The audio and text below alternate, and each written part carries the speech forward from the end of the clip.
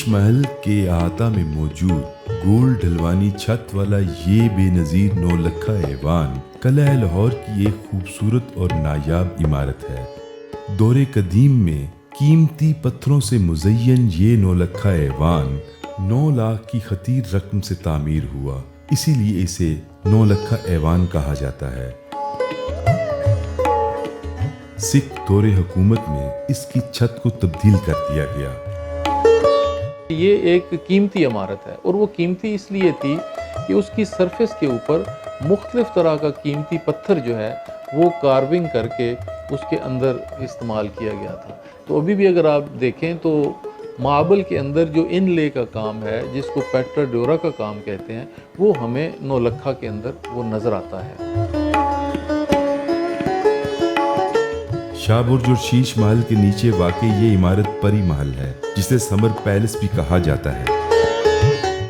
शाहजहानी दौर में तामीर करदा इस इमारत को मौसम गर्मा के अय्याम गुजारने के लिए एक खास तर्ज से तामीर किया गया। इसे एक मुअस्सर हवादारी निज़ाम के जरिए ठंडा रखा जाता, जो ठंडी हवा को महल में दाखिल करता।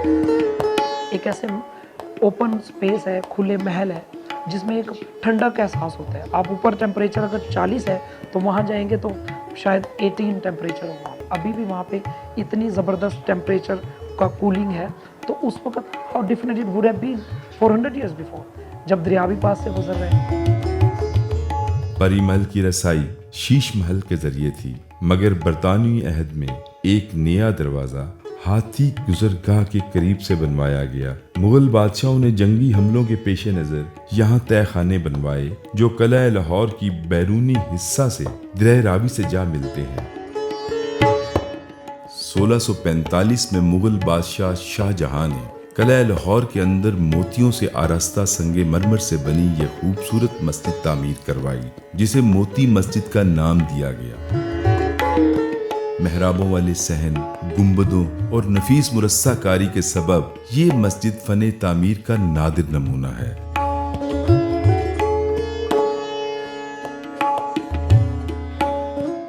शाहजहां के बाद तामीरात में सबसे कम दिलचस्पी लेने वाले मुगल शहंशाह औरंगजेब आलमगीर ने कलह लाहौर की जमालियात में इजाफा करते हुए शानदार आलमगीरी दरवाज़ा तामीर करवाया, जिसे आज भी शहर लाहौर की शनाख्त और मुगल तर्ज तामीर की जिंदा मिसाल तस्वर किया जाता है।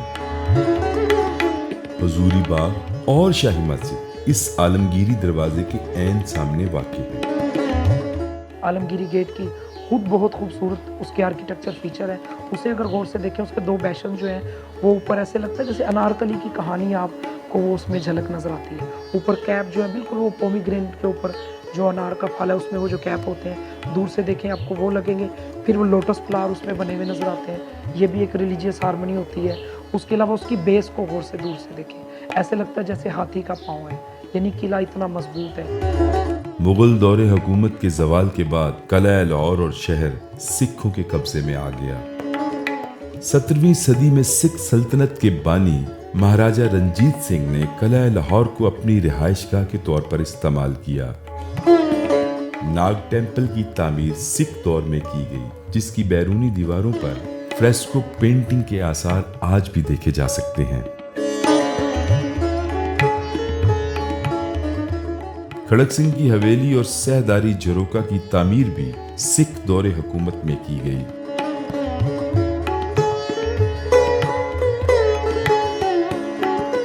हाल ही में world city of Lahore authority ने रानी जिन्ना की हवेली के ऐन सामने महाराजा रंजीत सिंह का मुजस्समा नस्ब किया है, जो सियाहों की दिलचस्पी का बाइस है।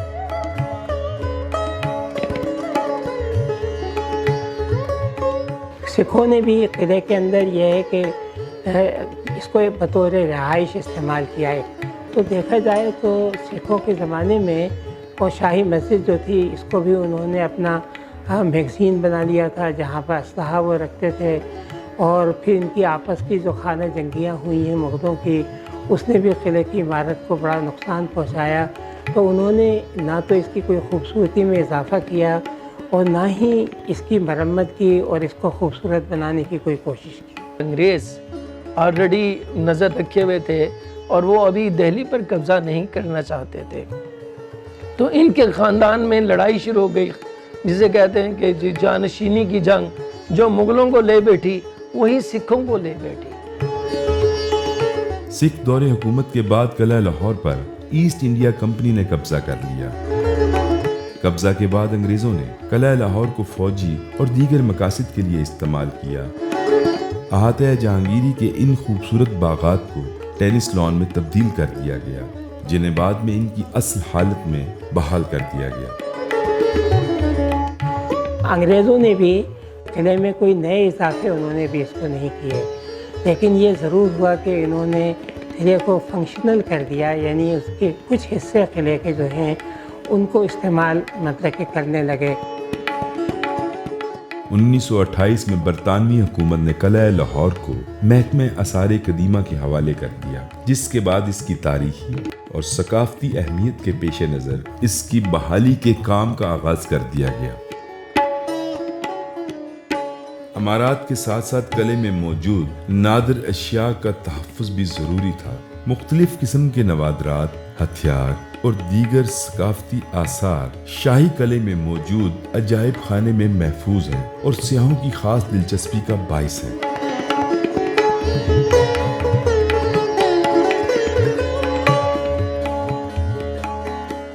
پاکستانیوں کے اس ورثہ کو یونیسکو نے عالمی ورثہ قرار دیا ہے۔ صدیاں گزرنے کے بعد بھی اس کا فن تعمیر، تزئین و آرائش اور تاریخ آج بھی زندہ ہے۔ مغلوں کی عظمت کا عکاس یہ قلعہ سیاحوں کی خاص دلچسپی کا باعث ہے۔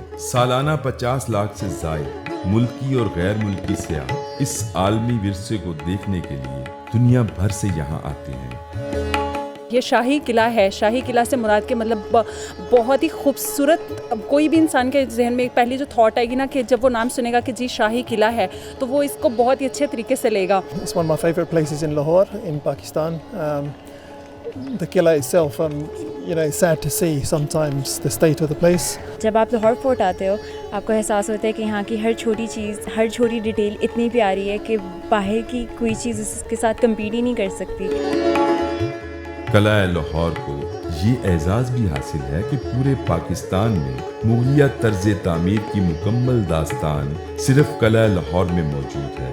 صدیوں پرانے اس عظیم الشان فن تعمیر اور عالمی ورثہ کے تحفظ کے لیے حکومتی اور انفرادی سطح پر ایسے اقدامات اٹھائے جائیں کہ جس سے اس قدیمی ورثہ کو ہماری آنے والی نسلوں کے لیے ہمیشہ قائم رکھا جا سکے۔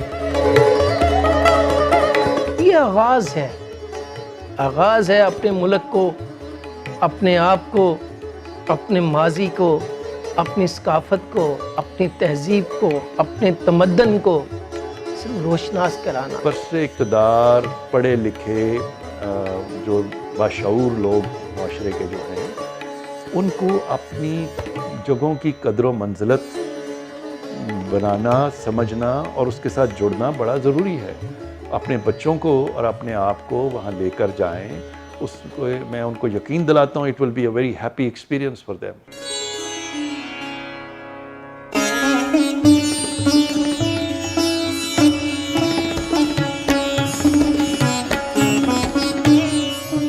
رات کے اندھیرے میں جگمگاتا شہر لاہور کو چار چاند لگائے اور سحر طاری کر دینے والا قلعہ لاہور ہمارے آباء و اجداد کے چاہو جلال کی آج بھی ایک روشن مثال ہے۔ کسی قوم کے ورثے کی عکاسی کو دراصل اس کی روح کا آئینہ سمجھا جاتا ہے۔ History by night world city of Lahore authority کی ایک ایسی کاوش ہے جو قابل ستائش ہے۔ سیاحوں کی دلچسپی کے لیے 400 سال پہلے کی شاندار تاریخ، ثقافت اور مغلیہ عہد کے جاہ و جلال کو ڈرامائی انداز میں پیش کیا جاتا ہے۔ یہ پورا ایک ڈرامہ ہے کہ کس طرح اگر شاہ جہان کے دور میں، مغل دور میں اگر آپ آئیں تو کس طرح کے آپ کو لوگ ملیں گے، کیا ماحول ہوگا۔ سو وہ ہم نے ماحول بلڈ اپ کیا ہے تاکہ عوام کو، لوگوں کو قلعے کو رات کے وقت دکھایا جائے۔ رنگیلے رقصوں پر قلعہ لاہور کی سیر اور بادشاہ کے محل میں حاضری سیاحوں کی خاص دلچسپی کا باعث ہے۔ قلعہ لاہور اور شیش محل کا یہ دل فریب اور دلکش منظر ہمارے مسلمان حکمرانوں کی میراث، ہمارا فخر، ہمارا عالمی ورثہ اور جیتی جاگتی ثقافت ہے۔